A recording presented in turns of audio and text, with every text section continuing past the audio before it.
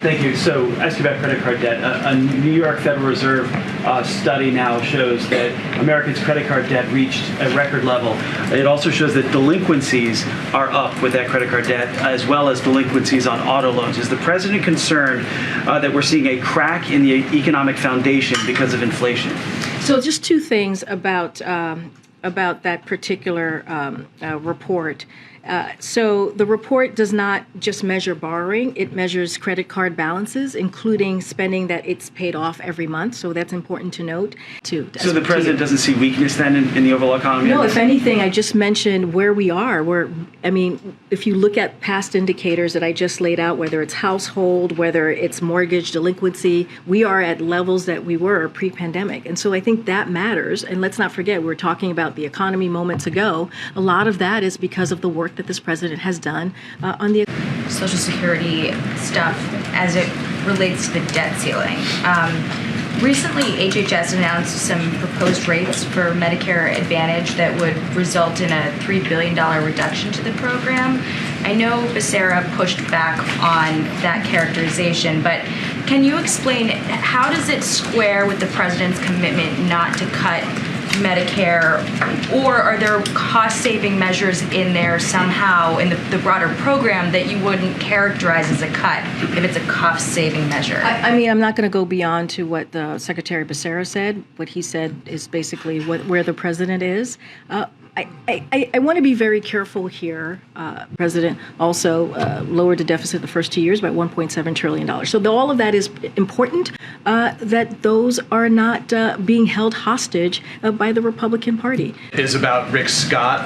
As you saw, he edited his policy plan on sunsetting federal programs after 5 years to say it now exempts Social Security and Medicare. He says to the president, to Democratic and Republican leaders, that it was never intended to refer to Social Security and Medicare. And the White House's view, does that end this conversation? Is the discussion over this issue done? What do you think? So I thought you would ask this question. So I have a couple of things to say to the senator. So I'll first say this, that the president congratulates Senator Scott on joining the post-State of the Union red wave, but make no mistake, his true colors are undeniable and on the record. They have been speaking at both sides of their mouths here. That's what Republicans in the Senate and Congress more broadly have been doing. Cutting Medicaid and Social Security benefits is a longstanding passion. Switching topics on a topic that you brought up with John Kirby earlier, when you said that neither you or he have hit your prime yet. Does the president have anything to say about this national conversation that was sparked after a claim that was seemingly made in defense of the president that Nikki Haley is not in her prime because women hit their prime in their 20s, 30s, and 40s? You know, be addressed by... Right, I only bring it up because you No, brought it up. I'm going to say something. Just give me a second. I have something to say. When you look at this president's administration, and we have talked about the numbers before, there are more women in his senior advisor and his senior staff role than men. And it was also said that a CDC team, as you were saying, was being dispatched, that they're going to be on the ground on Monday. I'm hoping you can kind of explain for people just why they're only hitting the ground on Monday, it's not happening actually now, but also why it didn't happen. This has been going on for a couple weeks now. Well, I want to be very clear. On February 4th, we had folks on the ground within hours. EPA team. Yeah, EPA team, but this matters, right? This happened on February 3rd.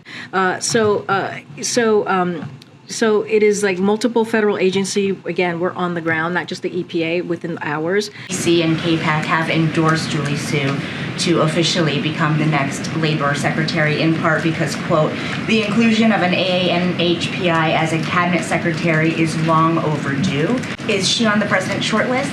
So not going to get into who's on the president's short list or not, but I do the most diverse administration that ever, not even in modern politics, but ever. And so the Congressional Hispanic Caucus today sent a letter to the president urging him to appoint a Hispanic American to fill the vacancy left by Fed Vice Chair Lael Brainerd. Is that something he's considering? But just not going to get ahead on what the criteria is going to be.